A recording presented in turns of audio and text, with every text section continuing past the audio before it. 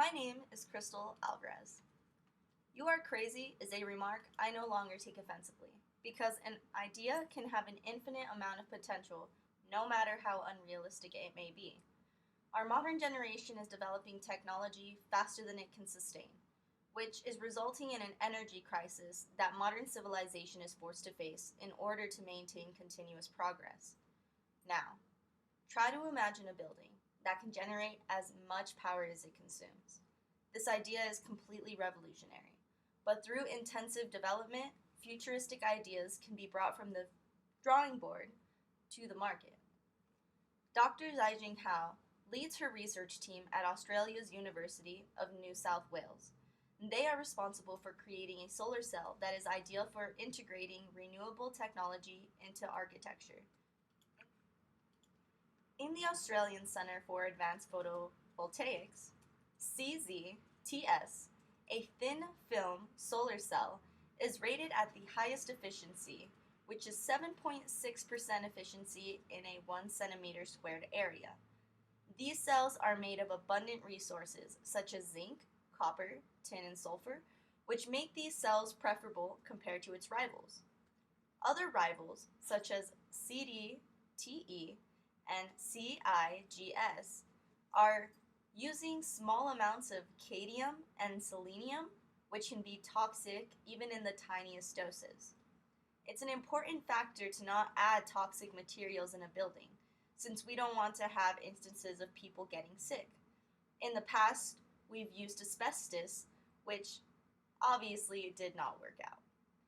The CZTS cells allow architects to build a design without adding difficulty, since the materials can be deposited as thin layers that are 50 times thinner than a human hair. This technology is only getting started too.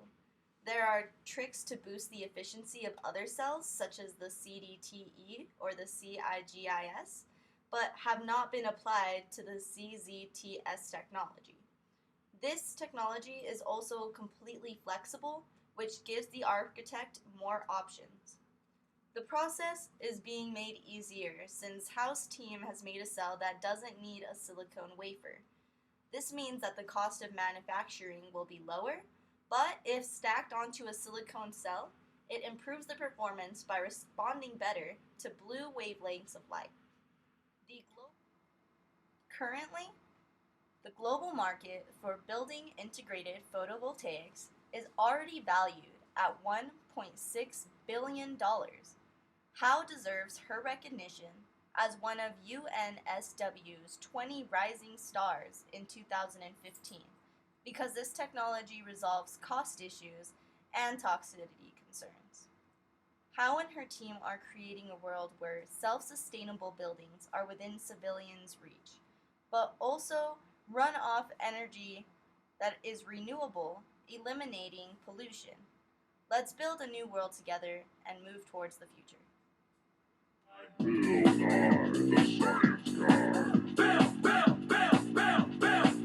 Nye, the science guy. Science rules. Man, alright, calm down. Bill Nye, we wanted to go ahead and get your professional opinion about these self-sustainable buildings. Certainly would be economical. Economical? Yeah, sure.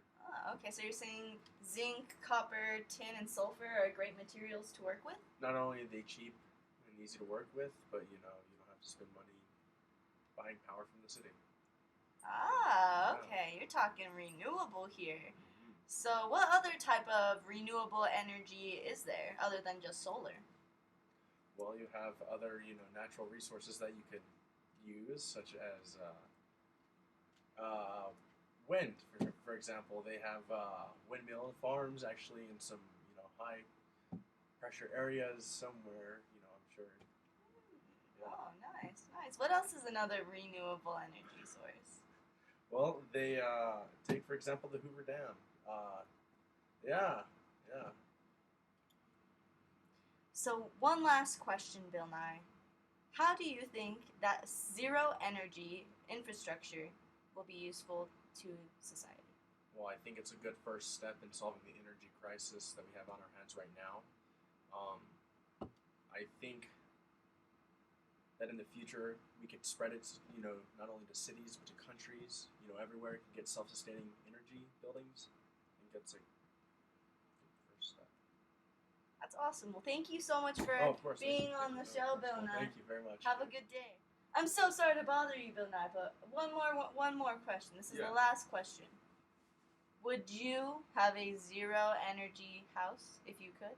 Absolutely. I think solar panels on the roof, self-sustaining. In some cases, you can actually sell the energy that you create back to the city. So not only is it, green, but you can also make it a little green. Heard it from Bill Nye here.